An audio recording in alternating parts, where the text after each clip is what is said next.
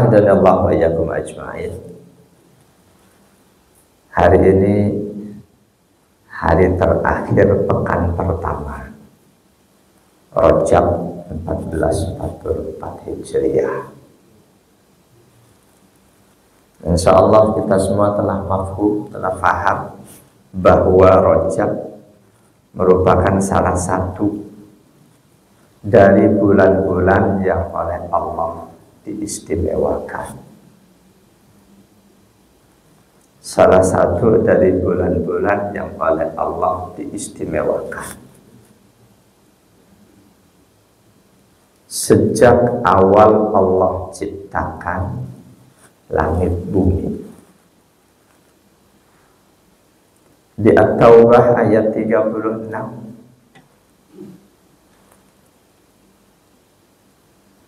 A'udzu billahi minasyaitonir rajim. Bismillahirrahmanirrahim. Inna iddatasy syuhuri indallahi 12 syahran fi kitabillahi yauma khalaqas samawati wal ardh. Minha arba'atun hurum. Dzalika ad-dinul qayyim fala tadlimu fihinna anfusakum wa qatilul musyrikina kaffatan kama yuqatilunakum kaffah wa'lamu annallaha ma'al muttaqin. Inna iddatasy syuhuri indallah, sesungguhnya hitungan bulan, jumlah bulan dalam pandangan Allah isna asar syahran, 12 bulan. Fi kitabillah, dalam ketetapan Allah, yauma khalaqas samawati wal ardh, semenjak Allah ciptakan langit dan bumi. Dari 12 bulan itu minha arba'atun hurum, di antaranya ada 4 bulan-bulan haram di luar Ramadan. Apa saja bulan-bulan haram itu? Seluruh ulama sepakat. Sepakatnya ulama karena arba'atul hurum dijelaskan oleh Rasulullah SAW dalam hadis sahih. Andaikan ada ayat membutuhkan penjelasan dari Rasul, kok hadisnya lebih dari 1 dan terlihat seperti bertolak belakang, pasti kesimpulan ulama akan berbeda-beda. Lebih-lebih ketika ayat yang membutuhkan penjelasan itu ternyata Rasulullah tidak berikan penjelasan, pasti ulama akan berbeda-beda. Berkaitan dengan arba'atul hurum, 4 bulan-bulan haram apa saja, ulama sepakat karena penjelasan Rasul pun sangat jelas. An Abi Bakrah radhiyallahu anhu, anil Nabi sallallahu alaihi wasallam qala, az-zamanu qad istadara kahayatihi yauma khalaqallahu as-samawati wal ardh. As-sanatu isna asara syahran minha arba'atun hurum, salasatun mutawaliyatun, dzul qa'dati wa dzul hijjati wal muharramu wa rajabul mudhar alladzi baina jumadai wa sya'ban. Hadis riwayat Imam Ahmad, Imam Bukhari 3197, Imam Muslim 4477, dan Imam Abu Dawud. Dari sahabat Abi Bakrah radhiyallahu an, Dari Nabi Shallallahu Alaihi Wasallam, beliau bersabda, "Az-zaman qad istadar kahayatihi yauma khalaqallahu samawati wal ard." Zaman, masa telah berputar seperti kondisi awal Allah ciptakan langit dan bumi. As-sanatu isna asara syahran, tahun berisi 12 bulan. Minha arba'atun hurum, di antara yang 12 itu ada 4 bulan-bulan haram. Salah satu mutawaliyatun, 3 berturut-turut, yang satunya tidak. Dzulqa'dah, Dzulhijjah, Muharram, dan yang tidak berturut-turut Rajab. Jamaah radhiyallahu yakum ajma'in, kenapa 4 bulan ini disebut Ashhurul Hurum, bulan-bulan haram? Seorang imam hadis, ulama hadis, Al-Qadhi Abu Ya'la, beliau berikan penjelasan. Ada 2 makna. Pertama, litahrimil qitali fiha bad'an. Di 4 bulan-bulan haram ini Allah mengharamkan peperangan. Allah mengharamkan hambanya muslim mukmin mengawali peperangan. Tapi kalau diserang, nggak ada satupun bulan dan wilayah yang haram kalau diserang.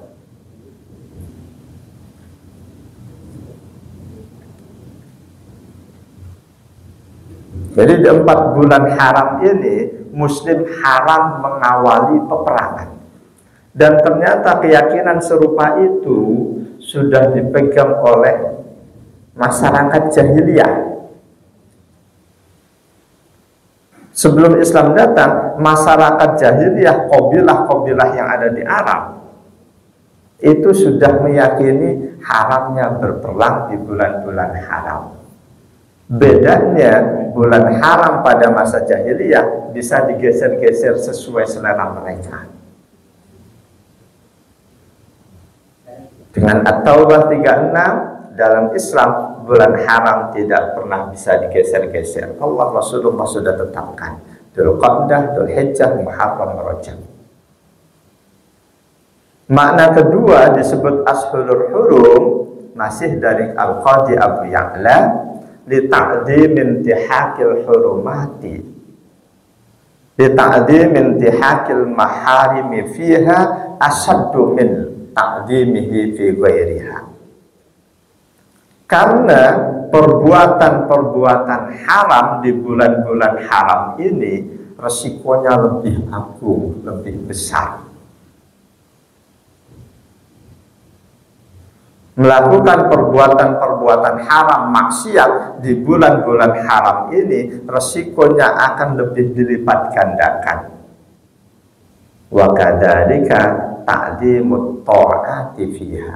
Demikian juga perbuatan-perbuatan ketaatan selama bulan-bulan haram lebih ditingkatkan balasannya. Di ayat tadi, fala tadlimu fihinna anfusakum. Dari kalimat itu oleh Abu Ya'la diambil kesimpulan bahwa di bulan-bulan haram perbuatan maksiat lebih ditingkatkan ancamannya, perbuatan taat juga lebih dilipat gandakan balasannya. Kok bisa disimpulkan begitu? Fala tadlimu fihinna anfusakum. Jangan kalian mendolimi diri kalian masing-masing di bulan-bulan haram itu. Mendolimi diri kita tiada lain dengan melakukan kemaksiatan, dengan meninggalkan perintah. Apakah melakukan kemaksiatan dilarang cuma di bulan-bulan haram? Apakah melaksanakan ketaatan diperintahkan cuma di bulan-bulan haram? Kita semua menjawab tidak. Sepanjang hayat kita, bulan apapun haram melakukan kemaksiatan. Kok ada kalimat, janganlah kamu mendolimi dirimu sendiri di bulan-bulan haram. Disitulah tafsirnya. Maknanya di bulan-bulan haram ini kamu jangan lebih-lebih di bulan haram, jangan melakukan kemaksiatan.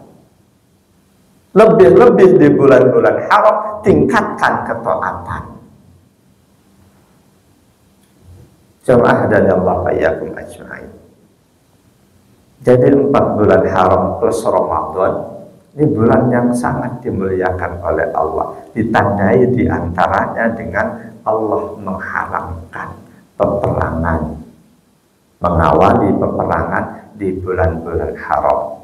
Karena itu selanjutnya ulama tabi'in Abu Qatadah, beliau berkesimpulan fayam bagi ta'dimu ma'addamallah.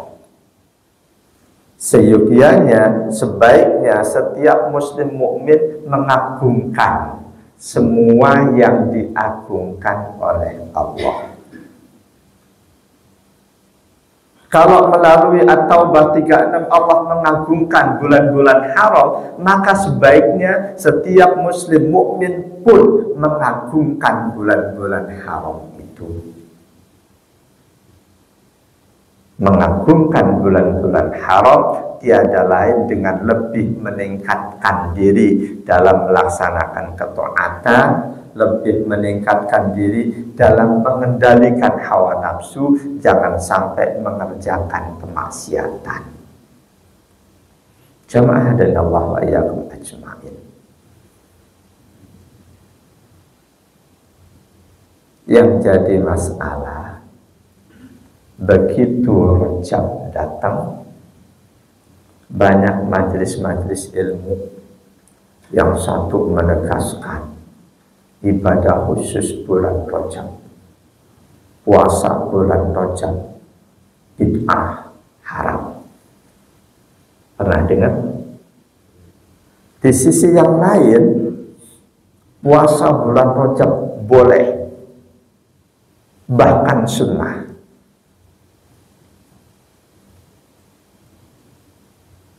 Saya pastikan mereka yang mengharamkan ibadah khusus bulan Rajab tanpa didukung hadis sahih, mereka yang mensunnahkan ibadah khusus, khususnya puasa di bulan Rajab, juga tanpa didukung hadis sahih.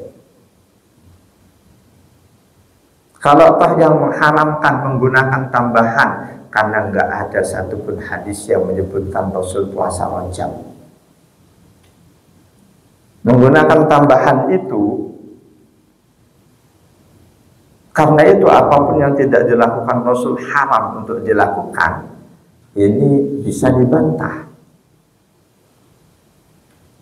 Melakukan sesuatu yang tidak dilakukan Rasul haram, ini bisa dibantah. Bisa dibantahnya dengan hadis-hadis sahih. Ketika Rasulullah masih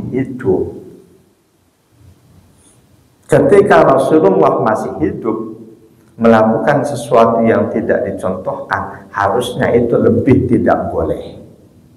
Dan Rasulullah masih hidup. Faktanya, banyak amaliyah yang dikerjakan oleh sahabat yang itu inisiatif mereka sendiri, bukan contoh dari Rasul. Banyak amaliyah yang dikerjakan oleh sahabat merupakan inisiatif beliau sendiri, bukan contoh atau perintah Rasul. Jika memang apapun yang tidak dicontohkan, tidak diperintahkan oleh Rasul itu tidak boleh, harusnya ketika Rasul mengetahui sahabat melakukan sesuatu yang tidak beliau contohkan, nggak boleh, bid'ah, haram. Ternyata tidak semuanya disikapi seperti itu oleh Rasul. Satu di antaranya, bahkan ini dalam bacaan sholat. Bacaan sholat. ada doa iftitah. Ini inisiatif, ide orisinil dari sahabat Sa'ad bin Mu'adz Al-Ansari. Suatu saat ketika beliau makmum kepada Rasul, beliau membaca Allahu akbar kabira walhamdulillahi katsira wa subhanallahi bukratan wa asila. Hadisnya sahih riwayat Imam Muslim.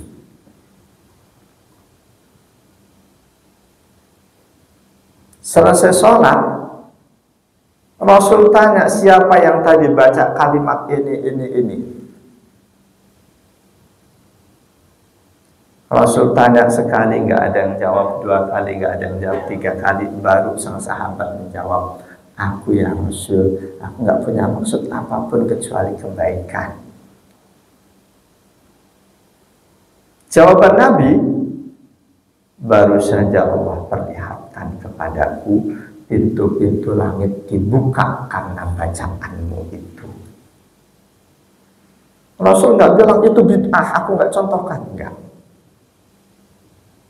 Bahkan selanjutnya ketika Rasul menjelaskan keistimewaan bacaan itu, sahabat Abdullah bin Umar langsung menegaskan, demi Allah, semenjak aku tahu keistimewaan bacaan Allahu Akbar kabira dan selanjutnya, aku tidak pernah lagi meninggalkan bacaan itu.